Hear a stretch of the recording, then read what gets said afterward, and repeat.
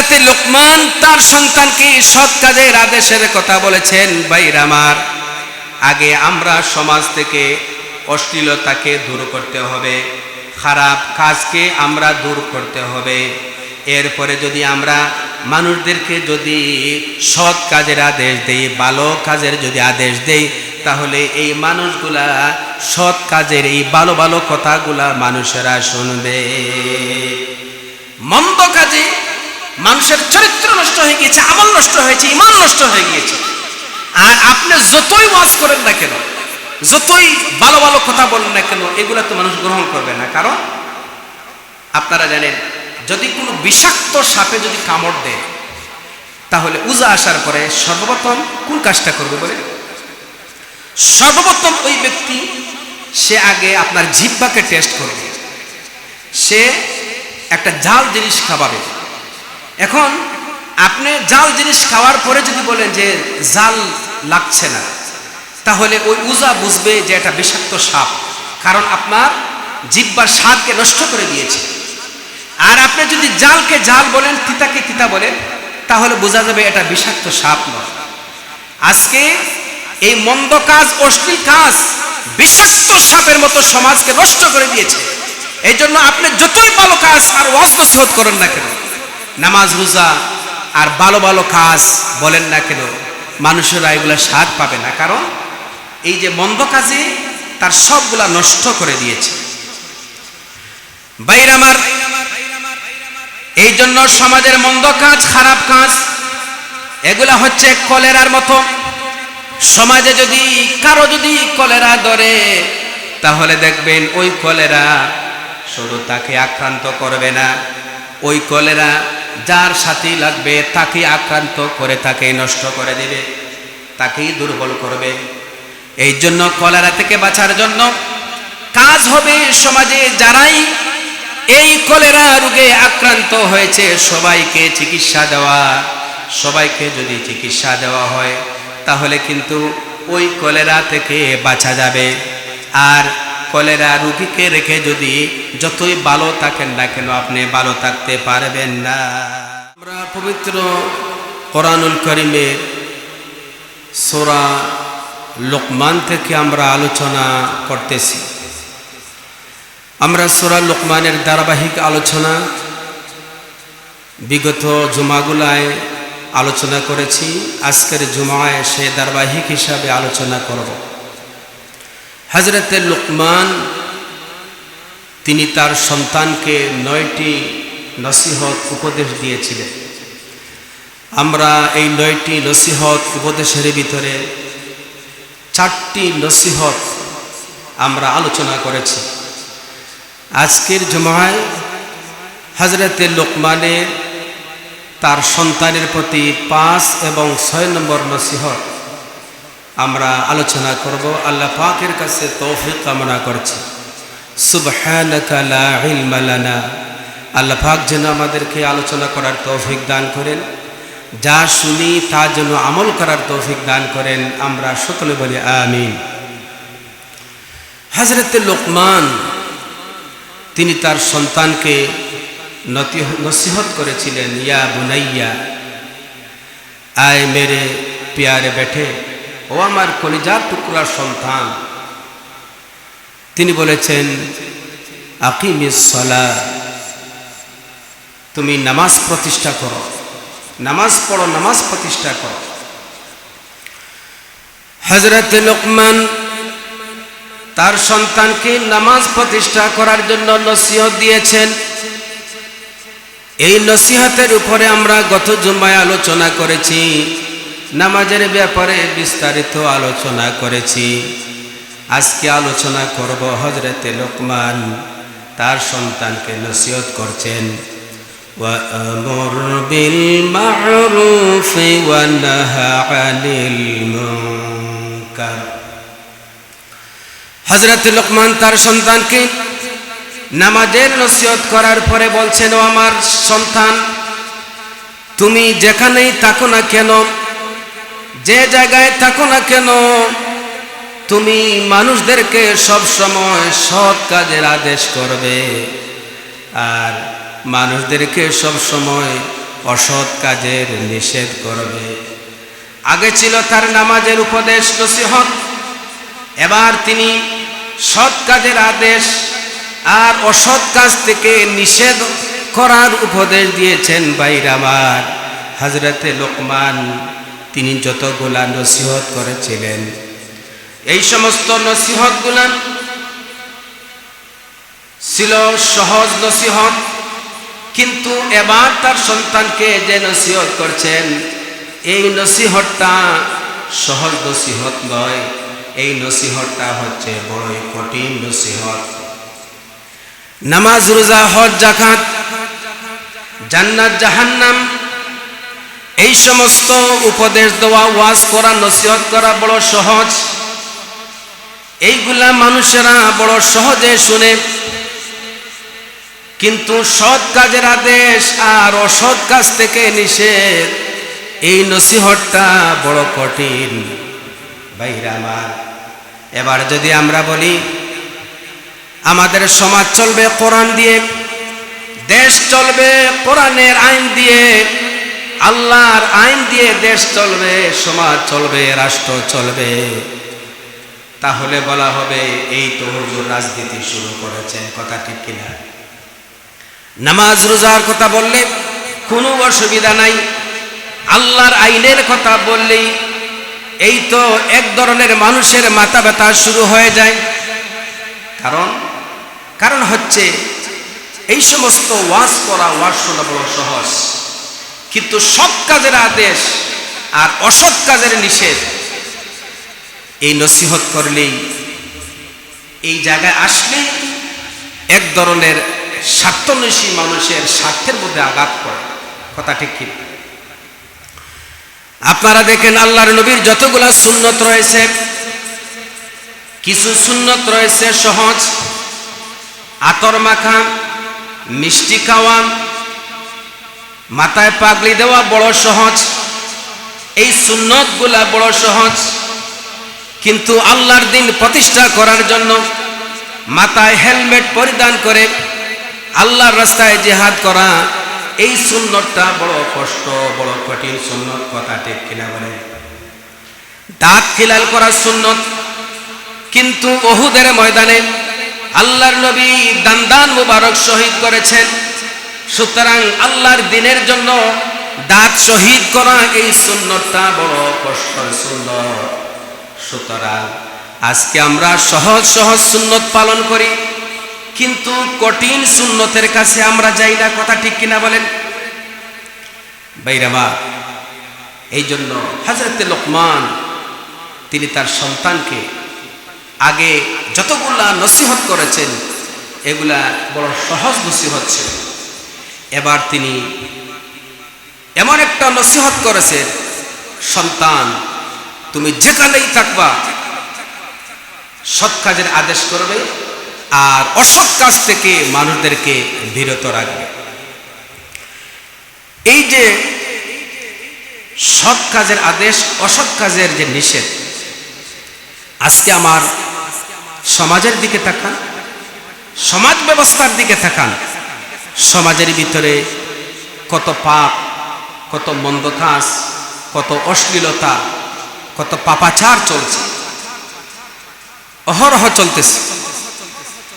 আজকে আমাদের সমাজের ভিতরে এই সমস্ত অশ্লীলতা, খারাপ কাজ, মন্দ কাজ, আমরা যদি এইগুলার বিরুদ্ধে যদি কথা না বলি, তাহলে সমাজের ভিতরে এই সমস্ত অশ্লীলতা, মন্দ কাজ, পাপাচার, এইগুলা আস্তে আস্তে করে দিন দিন বাড়তেছে। কথা ঠিক কিনা? এগুলা বাড়তেছে। শরীরের ভিতরে যদি কোনো শ্বাসের রোগ হয়, অ্যালার্জি, শ্বাসের রোগ হয়, আর এই শ্বাসের রোগের যদি চিকিৎসা না করা হয়, তাহলে নিজেও কষ্ট পাবে, আর এই শ্বাসের রোগটা যার সাথে লাগবে তাকেও আক্রান্ত করবে। কথা ঠিক বললাম কিনা? কারণ শ্বাসের। সুতরাং সমাজের এই সমস্ত মন্দ কাজ, অশ্লীল কাজ, খারাপ কাজ হচ্ছে সমাজের একটা ক্যান্সার, শ্বাসের। এগুলা শুধুমাত্র মন্দ খারাপ বললে আক্রান্ত করে না, বরং সমাজের ভিতরে যারা ভালো লোক, যারা সৎ লোক, এদেরকেও কিন্তু আক্রান্ত করে। কথা ঠিক বললাম কি? ভাইরা আমার, আরো সহজভাবে আমি আপনাদেরকে বলি, সৎ কাজের আদেশ করা, অসৎ কাজ থেকে নিষেধ করা, এটা যদি আমরা সবাই প্রতিহত না করি, সম্মিলিতভাবে যদি মন্দ কাজের যদি বিরোধিতা না করে, তাহলে যারা মন্দ তাদেরকে শুধু ধ্বংস করবে না, তাদেরকে শুধু বিভ্রান্তি করবে না, তাদেরকে ধ্বংস করবে না, বরং সমাজের যারা আছে সবাইকে নষ্ট করবে, সবাইকে কিন্তু ধ্বংস করবে, সবাই আক্রান্ত হবে। একটা দুতলা কাঠের নৌকা, দুতলা নৌকা তো আপনারা দেখেছেন, বিশেষ করে ওই দক্ষিণাঞ্চলে দুতলা তিনতলা লঞ্চ, একটা দুতলা কাঠের নৌকা, কিছু মানুষ এই নৌকা দিয়ে যাচ্ছে, উপরের তলায় কিছু মানুষ, আবার নিচের তলায় কিছু মানুষ। নিচের তলায় যারা রয়েছে তাদের পানির দরকার হলো, পানি না পাইয়া একজন নিচতলার লোক সে যদি মনে করে যে পানি যেহেতু পাইলাম না, নৌকার নিচেই তো পানি, সুতরাং এই লোকটা একটা কুড়াল হাতে নিয়ে নৌকাটা সেদা করতেছে, কেন? নিচ থেকে পানি উঠে সহজভাবে পানি পেয়ে যাবে। এই খবর পেয়ে যারা নিচতলায় উপরতলায় যারা ছিল সবাই দৌড়ে আসলো, তুমি কি করছো, এটা তো সর্বনাশ। এখন ওই লোকটা যদি বলে যে আমার কাজ আমি করব, আমার পানির দরকার, নিচেই পানি আছে হাতের কাছে, সুতরাং কুড়াল দিয়ে ছিদ্র করলেই তো আমি পানি পেয়ে যাব, সুতরাং আমার কাজ আমি করব, তোমরা যার যার চলে যাও। সবাই যদি এই লোকটার প্রতিবাদ না করে, দুতলা লোক দুতলায়, নিচের তলায় লোক সবাই যদি চুপ থাকে, আর পানি যদি আস্তে আস্তে করে উঠে, তাহলে বলেন যে লোকটা ছিদ্র করেছিল পানির জন্য, ওই লোকটাই ধ্বংস হবে না সবাই ধ্বংস হবে? যদি বলে সবাই ধ্বংস হবে। বাইরে আমার সহজভাবে বুঝুন, আজকে আমাদের সমাজের ভিতরে কত মন্দ কাজ চলছে।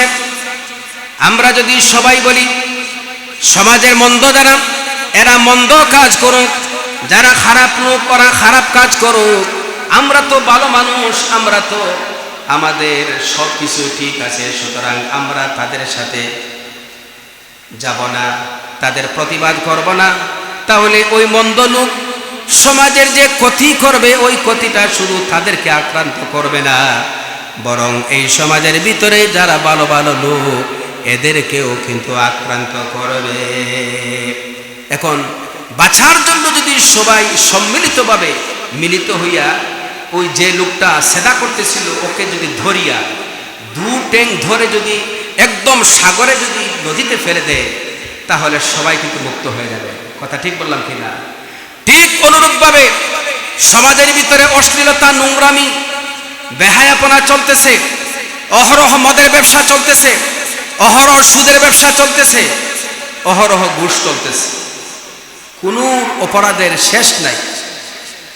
এখন আমরা সবাই যদি ঐক্যবদ্ধভাবে মিলিত হইয়া এই সমস্ত সমাজের ক্যান্সার, এই সমস্ত অশ্লীলতাকে ধরে যদি আমরা সমাজ থেকে যদি দূর করি, তাহলে সমাজের সবাই বাঁচবে।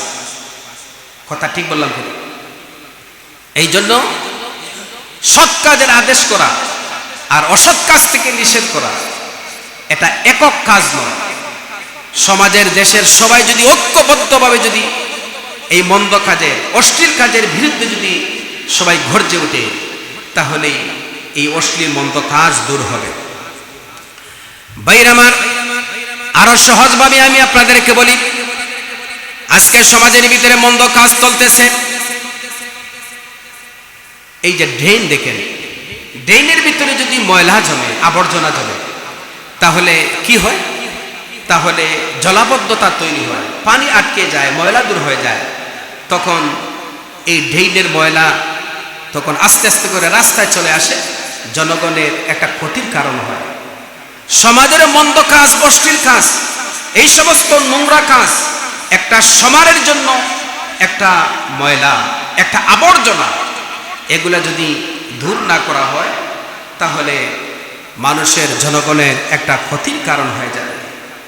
কারণ আমরা হচ্ছে মানুষ, মানুষ হচ্ছে আশরাফুল মখলুকাত। আল্লাহ পাক আমাদেরকে তৈরি করেছেন মানব জাতির কল্যাণের জন্য। কিসের জন্য তৈরি করেছেন? না মানুষের ক্ষতি করার জন্য। মানুষেরা মানুষের ক্ষতি করে, অথচ মানুষদেরকে আল্লাহ পাক তৈরি করেছেন মানুষের কল্যাণের জন্য। আল্লাহ পাক রব্বুল আলামিন বলেন, কুনতুম খায়রা উম্মাহ উখরিজাত লিন-নাস। আল্লাহ পাক বলেন, তোমরাই হচ্ছ শ্রেষ্ঠ জাতি, তোমাদেরকে তৈরি করা হয়েছে মানব জাতির কল্যাণের জন্য, মানব জাতির ভালোর জন্য তৈরি করা হয়েছে। তা'মুরুনা বিল মা'রুফি ওয়া তানহাউনা আনিল মুনকার। তোমরা সৎ কাজের আদেশ করবে, ভালো ভালো কাজের আদেশ করবে, আর অসৎ কাজ থেকে মানুষদেরকে তোমরা নিষেধ করবে। এই হচ্ছে মানুষের কাজ। মানুষের কাজ আল্লাহ পাক রব্বুল আলামিন বলেই দিয়েছে। ভাইরা আমার, আপনারা দেখেন আজকে আমার সমাজের ভিতরে, দেশের ভিতরে অনেক মন্দ কাজ চলতেছে। আমাদের সমাজের ভিতরে একদল মানুষ আছে, মানুষের সামনে মন্দ কাজের বিরোধিতা করে, বলে যে আমরা মন্দের সাথে নাই, খারাপ কাজের সাথে নাই। কিন্তু একদল স্বার্থন্বেষী মানুষ সমাজের এই সমস্ত মন্দ কাজের সাথে জড়িত থাকে। একদিকে বলে সমাজে মদ চলবে না, আরেকদিকে মদের সাথে জড়িত থাকে। একদিকে বলে সমাজের ফেন্সিডিল চলবে না, একদিকে বলে সমাজে ইয়াবা ব্যবসা চলবে না। অথচ সমাজের এই সমস্ত লোভী মানুষ, স্বার্থপর মানুষ এই সমস্ত অশ্লীল খারাপ কাজের সাথে লুকিয়ে লুকিয়ে তারা জড়িত থাকে। কথা ঠিক বললাম কিনা? ওই ইহুদি আলিমদের মতো। ইহুদি আলিমরা তারা মানুষদেরকে একদিকে বলতো সৎ কাজের কথা, আরেকদিকে তারা অসৎ কাজের সাথে তারা জড়িত থাকত। একদিকে তারা মন্দ কাজের বিরোধিতা করত, আরেকদিকে মন্দের সাথে তারা সংযুক্ত থাকত, মন্দের সাথে তারা জড়িত থাকত। আল্লাহ পাক রব্বুল আলামিন এই সমস্ত ইহুদিদের কথা উল্লেখ করে আমাদেরকে বলতেছেন, আতা'মুরুনান নাসা বিল বিররি ওয়া তানসাউনা আনফুসাকুম। আল্লাহ পাক বলছেন যে তোমরা মানুষদেরকে সৎ কাজের আদেশ করবে, ভালো ভালো জিনিসের আদেশ করবে, আর তোমরা এই সমস্ত জিনিস করবে না। একদিকে মানুষদেরকে বলবে, আরেকদিকে তোমরা এর সাথে জড়িত থাকবে। এটা হতে পারে না। আমাদের ভিতরে অনেক মানুষ আছে, আমরা নিজেরা যা বলি তা কিন্তু করি না, আছে কি? আমরা নিজেরা ওয়াজ করি, নিষেধ করি, ভালো জিনিসের আদেশ দেই, কিন্তু নিজেরা মন্দ কাজ থেকে আমরা ফিরতে পারি না।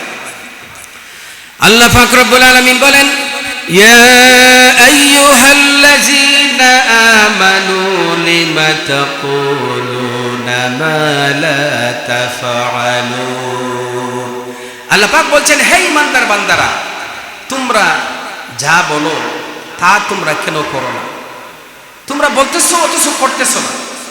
আল্লাহ পাক আমাদেরকে সতর্ক করে দিয়েছে। আজকে আমার সমাজ ব্যবস্থার দিকে তাকান, মন্দ খারাপ কাজ, অশ্লীলতা, বেহায়াপনা, এই সমস্ত পাপের সাথে মানুষ জড়িত রয়েছে। একদিকে মানুষ বলে যে আমরা এদের সাথে নাই, এগুলোর সাথে আমরা জড়িত না, আরেকদিকে তারা জড়িত থাকে। সম্মানিত ভাইয়েরা আমার, শুনুন, কিয়ামতের দিন এক ব্যক্তিকে আল্লাহ পাক রব্বুল আলামিন বিচারের জন্য হাজির করবেন। আল্লাহ পাক রব্বুল আলামিন ওই ব্যক্তির আমলনামা হিসাব করে দেখবেন, ওই ব্যক্তি জাহান্নামী, সে জাহান্নামে যাবে। আল্লাহ পাক রব্বুল আলামিন তখন ফেরেশতাদেরকে বলবেন, ওই ব্যক্তিকে জাহান্নামে পৌঁছাইয়া দাও। ওই ব্যক্তি জাহান্নামের ভিতরে চলে যাবে। জাহান্নামের ভিতরে এমন শাস্তি দেওয়া হবে, এত তীব্র ভয়ঙ্কর শাস্তি দেওয়া হবে, জাহান্নামের শাস্তির তীব্রতা এমন হবে, জাহান্নামের শাস্তিতে তার পেটের ভিতরে যেই সমস্ত নাড়ি বুড়ি থাকবে, ওই সমস্ত নাড়ি বুড়িগুলা পেশাব পায়খানার রাস্তা দিয়া বের হয়ে আসবে। এইভাবে করে বারবার শাস্তি দেওয়া হবে। তার শাস্তি দেখে যারা জাহান্নামে ছিল ওই জাহান্নামীরা তখন ওই ব্যক্তিকে বলবে, ও আল্লাহর বান্দা, আমরা তো জাহান্নামের ভিতরে এসেছি কারণ দুনিয়ার ভিতরে আমরা নানান অপরাধের সাথে আমরা জড়িত ছিলাম। আমরা প্রকাশ্যে অপরাধ করেছি, বিভিন্ন অপরাধের সাথে জড়িত ছিলাম, ভালো কোনো কাজ করি নাই, এই জন্য আমরা জাহান্নামের ভিতরে এসেছি। কিন্তু আমরা তো তোমাকে দেখেছি ভালো ভালো কাজ করতে, নামাজ রোজা করতে, ভালো ভালো কাজ করতে, সমাজের মানুষেরা তোমাকে ভালো হিসেবে জানত, কিন্তু আজকে তুমি কেন জাহান্নামের ভিতরে হলে, জাহান্নামের ভিতরে কেন গেলে?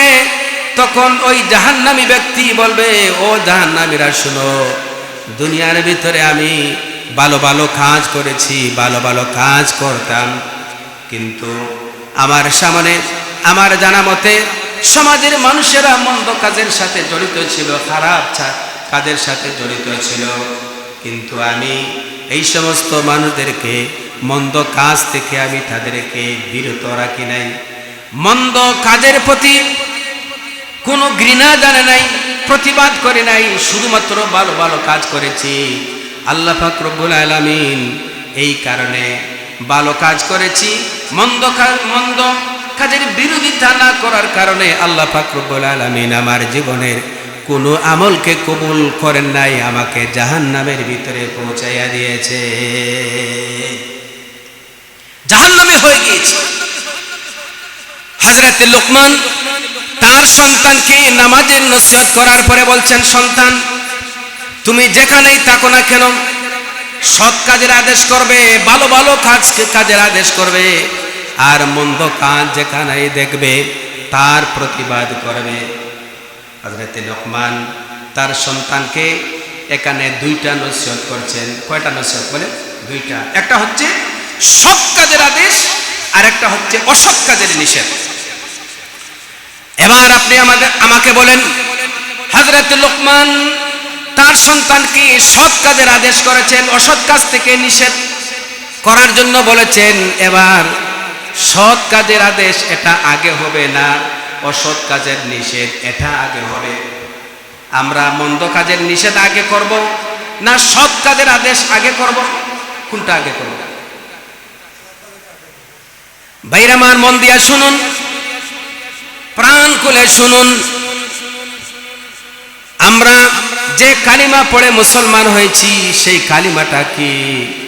আমরা কালিমা পড়ে মুসলমান হয়েছি লা ইলাহা ইল্লাল্লাহু মুহাম্মাদুর রাসূলুল্লাহ, লা ইলাহা ইল্লাল্লাহ। জোরে পড়েন, লা ইলাহা ইল্লাল্লাহ, লা ইলাহা ইল্লাল্লাহ, লা ইলাহা ইল্লাল্লাহ, লা ইলাহা ইল্লাল্লাহ মুহাম্মাদুর রাসূলুল্লাহ। আমরা যে কালিমা পড়ে মুসলমান হয়েছি এই কালিমাটা আমরা কি দিয়া শুরু করেছি দেখেন, লক্ষ্য করেন। প্রথমে আমরা বলেছি লা ইলাহা, কোনো ইলা নাই, কোনো আইনদাতা নাই, কোনো বিধানদাতা নাই, এই কথা বলে আমরা প্রথমেই স্বীকার করেছি, প্রথমে আমরা নেহির কাজ করেছি, নাই এই কথাটা আমরা ঘোষণা করেছি। কারণ আমরা আল্লাহ পাককে মহব্বত করি, আমরা আল্লাহ পাককে ভালোবাসি, আমরা হচ্ছি আল্লাহ পাকের গোলাম, আমাদের কাজ হচ্ছে আল্লাহর গোলামি করা। আমাদের গোলামির ভিতরে কোনো শিরিক থাকবে না, কোনো বেদাত থাকবে না, কোনো খারাপ কাজ থাকবে না। আমরা প্রথমেই ঘোষণা করে নিয়েছি আল্লাহ কোনো ইলা নাই, কোনো আইনদাতা নাই, কোনো বিধানদাতা নাই। আগে আমরা নহির কাজটা বলে আমাদের অন্তরটাকে সর্বপ্রথম শিরিক বেদাত থেকে আমরা অন্তরকে আগে পরিষ্কার করেছি। কোনো ইলা নাই বলে আগে আমাদের যে অন্তর, যেই অন্তরে আমরা তাওহীদকে আমরা বপন করব, যে সিনার ভিতরে, অন্তরের ভিতরে আমরা একত্ববাদকে আমরা লালন করব, ধারণ করব, আগে এই সিনাকে, বক্ষকে, অন্তরকে আগে লা ইলাহা বলে আগে সাফ করে নিয়েছি। ভাইরা আমার, সহজভাবে বুঝেন, আপনি যদি কোনো গাছ লাগাইতে চান তাহলে আগে আগাছা পরিষ্কার করে এরপরে জায়গাকে আপনি উপযুক্ত করতে হবে, এরপরে আপনি গাছ লাগাতে হবে। আপনি যদি আগাছা সহ যদি আপনি গাছ লাগান তাহলে ওই আগাছায় আপনার গাছটাকে নষ্ট করে ফেলে দেবে। কথা বুঝলেন? আগে আগাছা অর্থাৎ অপ্রয়োজনীয় যে গাছগুলো রয়েছে এগুলাকে আগে পরিষ্কার করতে হবে, এরপরে মাটিকে উপযুক্ত করে এরপরে আপনি গাছ লাগাতে হবে। যদি গাছ লাগান তাহলে এই গাছটা কিন্তু ভালো হবে। আজকে সমাজের ভিতরে কত অশ্লীলতা চলতেছে, খারাপ কাজ চলতেছে, আর আমরা সবাই মাথায় টুপি দিয়া সুফি সাহেবের মতো আমরা নীরবে বসে আছি। সমাজের ভিতরে এই মন্দ নামক আগাছা জমে আছে। সুতরাং আপনি যতই সুফিগিরি দেখান না কেন, আপনার এই সুফিগিরি কাজে লাগবে না। এই মন্দটা আপনাকেও এসে এফেক্ট করবে, আপনাকেও সয়ে ধরবে। ভাইরা আমার, এই জন্য হযরতে লোকমান তার সন্তানকে সৎ কাজের আদেশের কথা বলেছেন। ভাইরা আমার, আগে আমরা সমাজ থেকে অশ্লীলতাকে দূর করতে হবে, খারাপ কাজকে আমরা দূর করতে হবে। এরপরে যদি আমরা মানুষদেরকে যদি সৎ কাজের আদেশ দেই, ভালো কাজের যদি আদেশ দেই, তাহলে এই মানুষগুলা সৎ কাজের এই ভালো ভালো কথাগুলা মানুষেরা শুনবে। মন্দ কাজে মানুষের চরিত্র নষ্ট হয়ে গিয়েছে, আমল নষ্ট হয়েছে, ঈমান নষ্ট হয়ে গিয়েছে। আর আপনি যতই ওয়াজ করেন না কেন, যতই ভালো ভালো কথা বলেন না কেন, এগুলা তো মানুষ গ্রহণ করবে না। কারণ আপনারা জানেন, যদি কোনো বিষাক্ত সাপে যদি কামড় দেয় তাহলে উজা আসার পরে সর্বপ্রথম কোন কাজটা করবে বলে? সর্বপ্রথম ওই ব্যক্তি সে আগে আপনার জিহ্বাকে টেস্ট করবে, সে একটা জাল জিনিস খাওয়াবে। এখন আপনি জাল জিনিস খাওয়ার পরে যদি বলেন যে জাল লাগছে না, তাহলে ওই উজা বুঝবে যে এটা বিষাক্ত সাপ, কারণ আপনার জিহ্বার স্বাদকে নষ্ট করে দিয়েছে। আর আপনি যদি জালকে জাল বলেন, তিতাকে তিতা বলেন, তাহলে বোঝা যাবে এটা বিষাক্ত সাপ নয়। আজকে এই মন্দ কাজ, অশ্লীল কাজ বিষাক্ত সাপের মতো সমাজকে নষ্ট করে দিয়েছে। এই জন্য আপনি যতই ভালো কাজ আর ওয়াজ নসিহত করেন না কেন, নামাজ রোজা আর ভালো ভালো কাজ বলেন না কেন, মানুষেরা এগুলা স্বাদ পাবে না। কারণ এই যে মন্দ কাজে তার সবগুলা নষ্ট করে দিয়েছে। ভাইরা আমার, এই জন্য সমাজের মন্দ কাজ, খারাপ কাজ এগুলা হচ্ছে কলেরার মতো। সমাজে যদি কারো যদি কলেরা ধরে তাহলে দেখবেন ওই কলেরা শুধু তাকে আক্রান্ত করবে না, ওই কলেরা যার সাথে লাগবে তাকে আক্রান্ত করে তাকে নষ্ট করে দেবে, তাকেই দুর্বল করবে। এই জন্য কলেরা থেকে বাঁচার জন্য কাজ হবে সমাজে যারাই এই কলেরা রোগে আক্রান্ত হয়েছে সবাইকে চিকিৎসা দেওয়া। সবাইকে যদি চিকিৎসা দেওয়া হয় তাহলে কিন্তু ওই কলেরা থেকে বাঁচা যাবে। আর কলেরা রোগীকে রেখে যদি যতই ভালো থাকেন না কেন, আপনি ভালো থাকতে পারবেন না। ভালো থাকতে পারবেন? ভালো থাকতে পারবেন না। কারণ সমাজের রন্ধ্রে রন্ধ্রে আজকে দুর্নীতি, সুদ, ঘুষ, হারাম কাজ, মন্দ কাজ ঢুকে গেছে। আপনি কিভাবে ভালো থাকবেন? ভাইরা আমার, আরো সহজভাবে আমি আপনাদেরকে বুঝাই। মন্দ কাজ আর ভালো কাজ, মনে করুন একটা পুকুর, একটা বড় পুকুর। এই পুকুরের মধ্যে মানুষ গোসল করে, ওযু করে, প্রয়োজনীয় কাজ করে। হঠাৎ করে এই পুকুরের পানিটা নষ্ট হয়ে গিয়েছে। কিছু বুদ্ধিমান মানুষ চিন্তা করলো, যেহেতু পুকুরের পানি নষ্ট হয়ে গিয়েছে, ওযু করবে, গোসল করবে, মানুষের প্রয়োজনীয় কাজ সারবে, সুতরাং এই পুকুরের মন্দ যে পানিটা, বিষাক্ত পানি যে হয়ে গিয়েছে, এই পানিগুলাকে আমরা ফেলে আবার নতুন করে ভালো পানি আমরা এই পুকুরের ভিতরে ঢুকাবো। কয়েকজন বুদ্ধি করে সিদ্ধান্ত নিয়ে একটা ভালো সেচ মেশিন এনে ওই পুকুরের সাথে লাগিয়ে দিয়েছে, যে পুকুরের এই মন্দ খারাপ এই পানিগুলাকে ফেলে ভালো পানি এনে ঢুকাবে। এখন সেচ মেশিন লাগানো হয়েছে। সেচ মেশিন পাওয়ারফুল মেশিন দিয়া টানা 10 ঘন্টায় এই পুকুরটা সেচা হলো। 10 ঘন্টা সেচার পরে দেখা গেল পুকুরের পানি যা ছিল 1 ফুটাও পানি কমে নাই। এখন যারা এই মেশিনটা লাগিয়েছিল তারা কি বসে থাকবে? ধীরে বলে তারা চিন্তার মধ্যে পড়বে যে বিষয়টা কি। আমরা এই মন্দ পানি খারাপ পানি দূর করার জন্য আপনার শক্তিশালী টানা 10 ঘন্টা এই পানি সেচ দিয়া পানি সিঁচলাম, কিন্তু 1 ফুটাও পানি কমে নাই। এরপরে তারা অনুসন্ধানে নেমে তারা দেখলো যে জায়গায় ওই মন্দ পানিটা যাচ্ছে এর নিচ দিয়া বড় একটা ছিদ্র, যতটুকু পানি ফেলে আবার ওই ছিদ্র দিয়া ওই পানিটাও এসে আবার পুকুরটা ভরে দেয়। আপনারা বলেন এই যে ছিদ্র, এই ছিদ্রটা বন্ধ না করে কিয়ামত পর্যন্ত যদি এই পাওয়ারফুল সেচ মেশিন দিয়ে যদি এই পানিটা যদি ফেলা হয়, তাহলে আপনারা বলেন এই পুকুরের পানি কি 1 ফুটও কমবে? যতক্ষণ পর্যন্ত এই ছিদ্র বন্ধ না করা হয়েছে।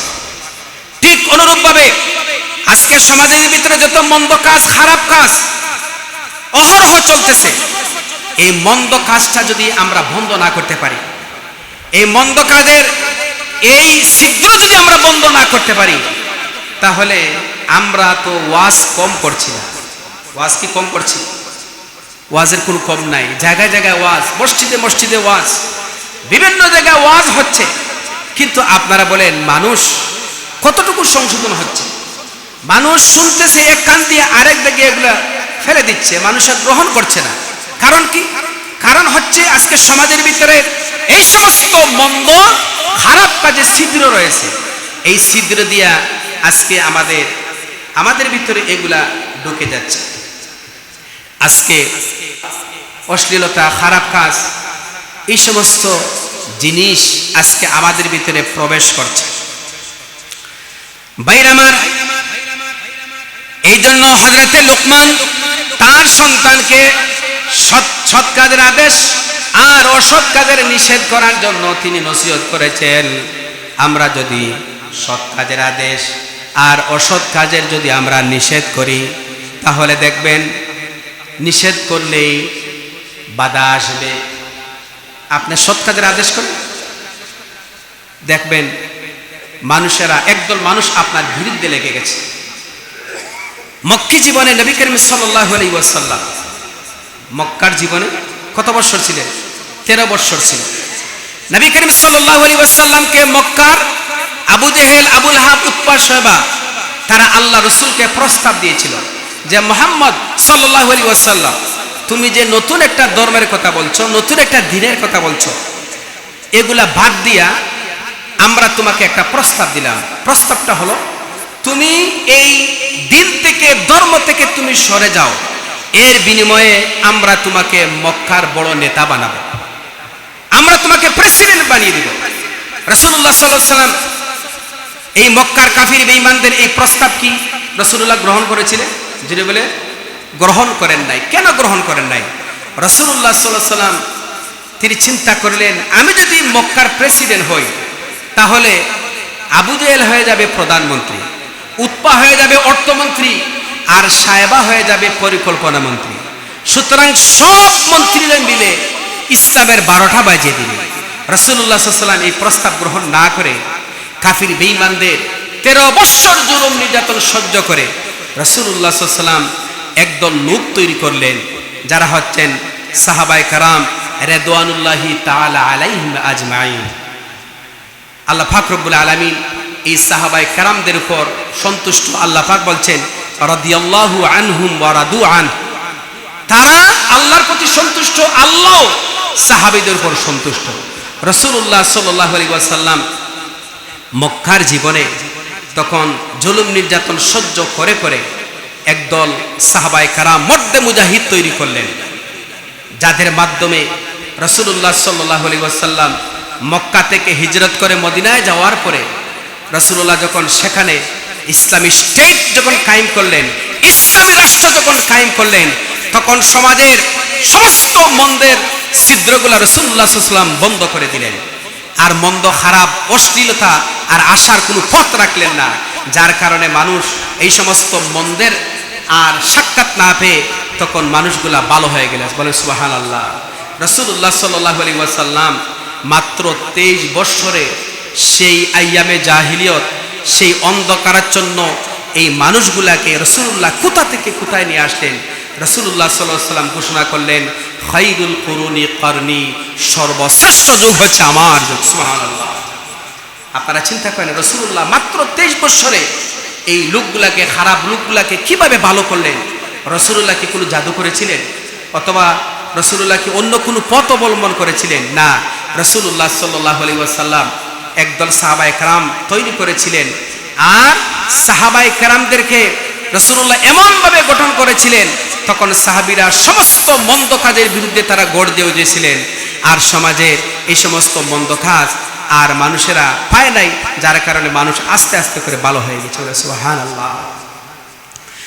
ভাইরা আমার, হযরত লোকমান তিনি তার সন্তানকে সৎ কাজের আদেশ করেছেন আর অসৎ কাজের নিষেধ করেছেন।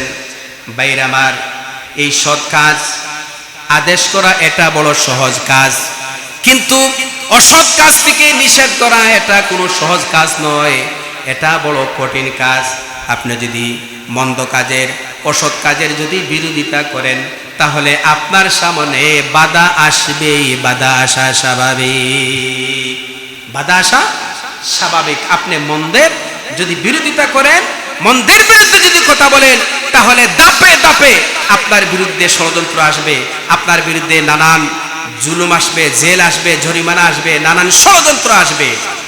এই সমস্ত জুলুম, নির্যাতন, ষড়যন্ত্রকে উপেক্ষা করে আপনি যদি দৃঢ় মনোবল নিয়ে যদি অগ্রসর হতে পারেন, তাহলে এটার নামই হচ্ছে জিহাদ। এটার নাম কি? যদি বলেন জিহাদ। জিহাদ তো হচ্ছে দুই প্রকার, একটা হচ্ছে জিহাদে আকবর, একটা হচ্ছে জিহাদে আকবর। জিহাদে আকবর হচ্ছে আল্লাহর দ্বীন প্রতিষ্ঠা করার জন্য আপনার যুদ্ধের ময়দানে কাফেরদের বিরুদ্ধে যুদ্ধ করা, নিজের জীবন দেওয়া, এটা হচ্ছে জিহাদে আকবর, যা সাহাবায়ে কেরাম করেছিলেন আল্লাহর দ্বীন প্রতিষ্ঠা করার জন্য। আর আরেকটা হচ্ছে জিহাদে আসগর, ছোট জিহাদ, সেটা হচ্ছে হক কথা বলা আর মন্দের বিরোধিতা করা, মন্দের বিরোধিতা করা। আমি যদি আজকের মসজিদের মিম্বর থেকে যদি আমি সুদের বিরুদ্ধে ওয়াজ করি, তাহলে সুদগুর যারা সমাজের ভিতরে আছে এরা কি আমাকে ভালো চোখে দেখবে? যদি বলেন, কথা বলেন, এরা কি আমাকে ভালো চোখে দেখবে? যে এই তো হুজুর আমাদের বাতের মধ্যে তিনি আঙ্গুল দিয়েছেন, আমাদের রুজি রোজগারের মধ্যে তিনি বাধা হয়ে দাঁড়িয়েছেন। আজকে যদি আমি ঘুষের বিরুদ্ধে যদি ওয়াজ করি, তাহলে যারা অফিস আদালতে বসে ঘুষ খাচ্ছে, এই সমস্ত ভদ্রলোকেরা, কথা বুঝতে পারছেন, ভদ্রলোকেরা, এই সমস্ত অফিসাররা যারা ঘুষ খাচ্ছে, এরা কি আমাকে ভালোবাসবে? যদি বলেন, এরা কি আমাকে ভালোবাসবে, ভালো চোখে দেখবে? কারণ তাদের স্বার্থের বিরুদ্ধে চলে যাবে। স্বার্থের বিরুদ্ধে কথা গেলেই কিন্তু হুজুর ভালো না, লোকটা ভালো না। দেখেন নবী করিম সাল্লাল্লাহু আলাইহি ওয়াসাল্লাম ইসলামের দাওয়াত দেওয়ার আগে মক্কার কাফিররা সবাই আল্লাহ রাসূলকে কত ভালোবাসত। আবু জেহেল, আবুল হাব, উতবা, শয়বা, যারা কাফিররা ছিল রাসূলুল্লাহকে কত ভালোবাসত, মহব্বত করত। এমনকি তাদের টাকা পয়সাগুলো রাসূলুল্লাহর কাছে রাখত, রাসূলুল্লাহকে আলামিন বলতো, as-সাদিক বলতো। কিন্তু আল্লাহর নবী যখন দ্বীনের দাওয়াত দিলেন, কালিমার দাওয়াত দিলেন, আল্লাহর নবী যখন হকের কথা বললেন, হক কথা বলার সঙ্গে সঙ্গে তখন মক্কার এই সমস্ত কাফিররা রাসূলুল্লাহর দুশমন হয়ে গেল। কারণ আল্লাহর নবী যে দ্বীনের কথা বলেছেন, যে ইসলামের কথা বলেছেন, এই ইসলাম যদি প্রতিষ্ঠা হয়ে যায়, আল্লাহর দ্বীন যদি মক্কায় প্রতিষ্ঠা হয়ে যায়, এই পৃথিবীতে যদি প্রতিষ্ঠা হয়ে যায়, তাহলে মক্কার এই সমস্ত কাফির বেঈমানদের তাদের নেতৃত্ব থাকবে না, তাদের ক্ষমতা থাকবে না, তাদের কোনো পাওয়ার থাকবে না। এই জন্য আল্লাহ নবী সাল্লাল্লাহু আলাইহি ওয়াসাল্লামের বিরুদ্ধে তারা চলে গেল। কথা ঠিক কিনা? আজকে আমার দেশে তাবলিগ জামাতের বাইরা, আপনারা বলেন, আমি সত্য কথা বলি, আপনারা আমার সাথে হয়তো একমত হবে, যারা তাবলিগ করেন তাবলিগ জামাতের বাইরা, তারাও তো দিনের কাজ করতেছেন, আলহামদুলিল্লাহ, তারাও দিনের কাজ করতেছে। কিন্তু তাবলিগ জামাতের বিরুদ্ধে মানুষ সচরাচর যায় না। কারণ কেন? তাবলিগ জামাতের বিরুদ্ধে কেউ কি কথা বলে? সবাই বলতেছে ভালো কাজ করতেছে। কারণ তাবলিগ জামাতের বাইরা শুধুমাত্র জান্নাত জাহান্নামের ওয়াজ, আকাশের উপরের ওয়াজ আর মাটির নিচের ওয়াজ, কারো বিরুদ্ধে নাই, কোনো সরকারের বিরুদ্ধে নাই, স্বার্থান্বেষী মানুষের বিরুদ্ধে কথা বলে না। শুধুমাত্র 49 কোটি সওয়াব পাইবা যদি একবার আল্লাহ সুবহানাল্লাহ বলে। কথা বুঝতে পারছেন? এখন এই কথাগুলো বললে কোনো মানুষের ক্ষতি হবে? বলে কোনো মানুষের বিরুদ্ধে যাবে না। সুতরাং তাবলিগ জামাতের বিরুদ্ধে কেউ কথা বলবে না। এদেরকে মসজিদে জায়গা দিবে, অর্থাৎ এদেরকে সমাজে জায়গা দিবে, কোনো অসুবিধা নাই। কিন্তু তাবলিগ জামাতের বাইরে যদি মসজিদে বলতো, তাদের আলোচনা যদি বলতো, এই সমাজ চলবে আল্লাহর কোরআন দিয়া, দেশ চলবে কোরআনের আইন দিয়া, সমাজ চলবে আল্লাহ পাকের হুকুম দিয়া, তাহলে কিন্তু এই তাবলিগ জামাতকে অনেক মানুষেরা খারাপ পাইতো। কথা ঠিক বললাম কি? কারণ আল্লাহর দিন হচ্ছে এমন একটা ধর্ম, ইসলাম হচ্ছে এমন একটা ধর্ম, Islam is the complete code of life. Islam হচ্ছে মানুষের জীবনের সবকিছু সমাধান করে দেয় ইসলাম। আপনি ইসলামের কথা বলেন, তখন ইসলামের কথা বললেই আপনি মন্দ কাজ থেকে মানুষদেরকে ফিরাতে হবে, আর মন্দ কাজের বিরুদ্ধে কথা বললেই তখন আপনার বিরুদ্ধে একদল মানুষ চলে যায়। আমি একবার সুদের বিরুদ্ধে কথা বলছিলাম, সুদের ওয়াজ করেছিলাম এই মসজিদে। কিছু মুসল্লিরা তারা বলেছেন যে হুজুর, সুদ যদি বন্ধ করে দেন তাহলে হুজুর যেন আমাদেরকে ঋণ দেয়। কারণ সুদ তো চলতেছে সমাজের ভিতরে, আমরা তো বিভিন্ন এনজিওদের কাছ থেকে আমরা সুদ পাচ্ছি, তারা আমাদের সহায়তা করতেছে, আমরা নেব না, তো হুজুর যেন আমাদেরকে ঋণ দিয়ে দেয়। এই বলে কিছু আমার ভাইরা আমার ব্যাপারে কথা বলেছেন, এগুলো আমার কানে আসছে। তো আমি এতে গাবড়াই নাই, আমার কোনো কষ্ট আসে না, কারণ হক কথা বলতেই হবে। হক কথা যদি বলতে না পারি তাহলে আমি কিরকম মুসলমান? হক কথা বলতেই হবে। এই জন্য আপনি যদি হক কথা বললেন তাহলে আপনার বাধা আসবেই। এই জন্য আল্লাহ নবী সাল্লাল্লাহু আলাইহি ওয়াসাল্লাম বলেছেন, মান রাআ মিনকুম মুনকারান ফালইউগাইয়িরহু বিয়াদি। যদি তুমি কোনো খারাপ কাজ দেখো, অশ্লীল কাজ দেখো, মন্দ কাজ দেখো, তাহলে ফালইউগাইয়িরহু বিয়াদি, তখন 2 হাত দিয়ে এর প্রতিবাদ করবে। ফাইল্লাম ইয়াস্তাতি ফাবিলিসানি, যদি তুমি হাত দিয়া প্রতিহত না করতে পারো, যদি তোমার হাতের শক্তি না থাকে, তাহলে তুমি তোমার জবান দিয়া প্রতিবাদ করবা।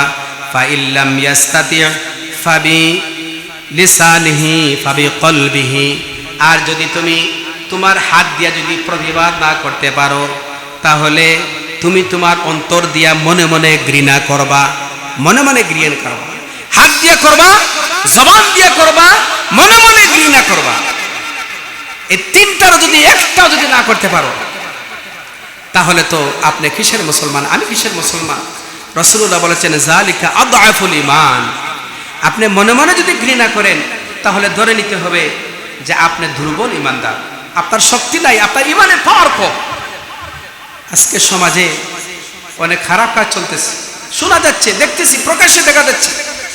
অনেক যুবকেরা অনেক স্মাগলিং এর সাথে জড়িত, মদের ব্যবসার সাথে জড়িত, কিন্তু আমরা এগুলা প্রতিবাদ করতে পারছি না। আমরা দেখতেছি বিভিন্ন সমাজে এগুলা চলতেছে। রাসূলুল্লাহর এই হাদিসের মিসদাক অনুযায়ী আমরা দুর্বল ঈমানের ভিতরে পড়ে আছি। বাইরামার, এই জন্য আপনি যদি মন্দ কাজের বিরোধিতা করেন তাহলে আপনার প্রতিবাদ আসবে। ইমাম আবু হানিফা রাহমাতুল্লাহ আলাইহি, আমাদের মাযহাবের ইমাম আবু হানিফা রাহমাতুল্লাহ আলাইহি সেই সময়ের প্রতিষ্ঠিত সরকারের সাথে একটা মাসলায় তিনি একমত হতে পারেন নাই, তিনি প্রতিবাদ করেছেন। সেই সময় প্রতিষ্ঠিত সরকারের বিরুদ্ধে। তখন সরকার ইমাম আবু হানিফা রাহমাতুল্লাহ আলাইহিকে গ্রেফতার করেছে, জেলের ভিতরে দেওয়া হয়েছে ইমাম আবু হানিফাকে। শুধু জেলের ভিতরে দেওয়া হয় নাই, ইমাম আবু হানিফাকে প্রতিদিন বেত্রাঘাত করা হয়েছে, প্রতিদিন আঘাত করা হতো ইমাম আবু হানিফাকে। এই জন্য কবি বলছেন, पैरवी ये अबू हनीफा की सनद जिंदान है और हम बोले होता है पीठ पर दुर्रे खाल की बात। শুধুমাত্র মাসলা মাসাইল জানলাম আর হানাফি মাযহাবী ইমামদের অনুসারী হলাম, অনুসারী হলে হবে না। যদি হানাফি মাযহাবের অনুসারী যদি হতে চাও আর তুমি যদি দাবি করো আমি হানাফি ইমাম আবু হানিফার অনুসারী, তাহলে আপনাকে পিঠে বেত্রাঘাতকে সহ্য করতে হবে। আপনি হক কথা বলবেন, তখন একদল মানুষ আপনার বিরুদ্ধে চলে যাবে, আপনাকে নানানভাবে মিথ্যা মামলা দিয়ে ফাঁসানো হবে। কথা ঠিক বললাম তো?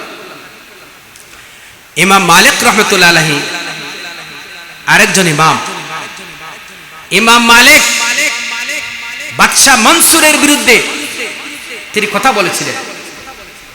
বাদশাহ মনসুরের কথার সাথে একমত হতে পারেন নাই, তিনি প্রতিবাদ করেছেন। তখন বাদশাহ মনসুর অর্ডার করেছেন, ইমাম মালিককে আমার কাছে নিয়ে আসো। ইমাম মালিককে বাদশাহ মনসুরের দরবারে আনা হয়েছে। তিনি যখন তার দরবারে আসেন তখন সাদা কাফন পরিধান করে এসেছেন। বাদশাহ জিজ্ঞাসা করেছে যে আপনাকে আমার দরবারে আসার জন্য বলেছি, আপনি সাদা কাফন পরিধান করে কেন আসতেন? ইমাম মালিক তিনি বলেছেন যে আপনি আমাকে ডেকেছেন, আমি আপনার কথার প্রতিবাদ করেছি। আমি জানি আপনি যেহেতু আমাকে ডেকেছেন, সুতরাং আমাকে জেলে দিবেন, প্রয়োজনে আমাকে ফাঁসিতে ঝুলাবেন, এটা আমার মনের ভিতরে বিশ্বাস হয়ে গিয়েছে। সুতরাং আমি কাফনের কাপড় পরে আগে এসেছি, আমার যদি মওত হয়ে যায় তাহলে আমি মৃত্যুর প্রস্তুতি নিয়ে এসেছি। ইমাম মালিক রহমতুল্লাহ আলাইহিকে তখন বাদশাহ মনসুর জল্লাদকে অর্ডার করেছে, ইমাম মালিককে ভেদে বেত্রাঘাত করো। প্রতিদিন জল্লাদ ইমাম মালিককে একটা নয় দুইটা নয়, প্রতিদিন 70টা করে বেত্রাঘাত করা হয়েছে। এমন ভাবে নির্যাতন করা হয়েছে, আগাতে আগাতে ইমাম মালিকের হাতের কবজি পর্যন্ত ছুটে গিয়েছে, হাঁটুর কবজি পর্যন্ত ছুটে গিয়েছে। এরপর ইমাম মালিক তিনি অন্যায়ের প্রতিবাদ করেছেন, অন্যায়ের সামনে মাথা নত করেন নাই। এর নাম হচ্ছে অসৎ কাজের নিষেধ করা। অসৎ কাজের নিষেধ, এই ওয়াজটা বড় কঠিন ওয়াজ। ভাইরা আমার, নবী করিম সাল্লাল্লাহু আলাইহি ওয়াসাল্লাম যখন কালেমার দাওয়াত দিলেন, সাহাবায়ে কেরামদের উপর কি জুলুম নির্যাতন এসেছিল। সাহাবায়ে কেরাম জুলুম নির্যাতনের শিকার হয়েছে। হযরতে বেলাল, হযরতে খাব্বাব, হযরতে খুবাইব, এরা দোয়ানুল্লাহি তাআলা আলাইহিম আজমাইন, তাদের উপর কাফির বেঈমানেরা জুলুম নির্যাতন করেছে। এত জুলুম নির্যাতন করেছে, তারা সহ্য করেছে। হযরতে লুকমান তার সন্তানকে বলছেন, ও আমার কলেজার টুকরা সন্তান, তুমি নামাজ প্রতিষ্ঠা করো আর তুমি সৎ কাজের আদেশ করো, অসৎ কাজ থেকে মানুষদেরকে নিষেধ করো। আর অসৎ কাজ থেকে নিষেধ করলেই তুমি জুলুম নির্যাতনের শিকার হবা, জুলুম নির্যাতনের শিকারের জন্য প্রস্তুতি হবা। তখন কি করবা? হযরতে লুকমান তার সন্তানকে বলেন, সন্তান, সৎ কাজের আদেশ অসৎ কাজের নিষেধ দিলেই তোমার উপর জুলুম নির্যাতন আসবে, তখন তুমি ওয়াসবির আলা মা আসাবাক, তখন তুমি জুলুম নির্যাতনের উপর ধৈর্য ধারণ করবা। ইন্না যালিকা মিন আজমিল উমুর। আর এই কাজটা হচ্ছে বড় কঠিন কাজ। অসৎ কাজের নিষেধ দিয়া জুলুম নির্যাতন আসার পরে তখন ঈমান নিয়ে টিকে থাকা, এই জুলুম নির্যাতন নিয়ে টিকে থাকা বড় কষ্টের ব্যাপার। কথা ঠিক কিনা? অনেক মানুষকে ফাঁসিতে ঝুলানো হয়েছে, তাদেরকে অফার দেওয়া হয়েছে, প্রস্তাব দেওয়া হয়েছে, তুমি যে অন্যায় করেছো এটা স্বীকার করো। তারা বলেছেন ফাঁসির কাষ্ঠ এটা হচ্ছে আমাদের জুতার ফিতার মতন, আমরা অন্যায় করি নাই, সুতরাং ফাঁসি যদি দিয়ে দাও ফাঁসিতে আমরা ঝুলতে পারি, কিন্তু আমরা এটা স্বীকার করবো না যেহেতু আমরা অন্যায় করি নাই। এরকম একটা পরিস্থিতি এই বাংলাদেশের উপর গিয়েছে, যায় নাই? জুড়ে বলে যায় নাই? এই জন্য হযরতে লোকমান তার সন্তানকে যে নসিহতটা দিচ্ছেন, সৎ কাজের আদেশ আর অসৎ কাজের নিষেধ, এই ওয়াজটা কিন্তু খুব কঠিন ওয়াজ, এর উপর টিকে থাকা কঠিন। সুতরাং হযরতে লোকমান তার সন্তানকে 9টা উপদেশ দিয়েছেন। 9টা উপদেশের আমি প্রায় 6টা উপদেশ আমি আপনাদেরকে ধারাবাহিকভাবে শোনালাম। আগামী জুমায় ইনশাল্লাহ হযরতে লোকমান তার সন্তানকে আরেকটা উপদেশ দিয়েছেন, 7 নম্বর উপদেশ। এটা আরো গুরুত্বপূর্ণ উপদেশ।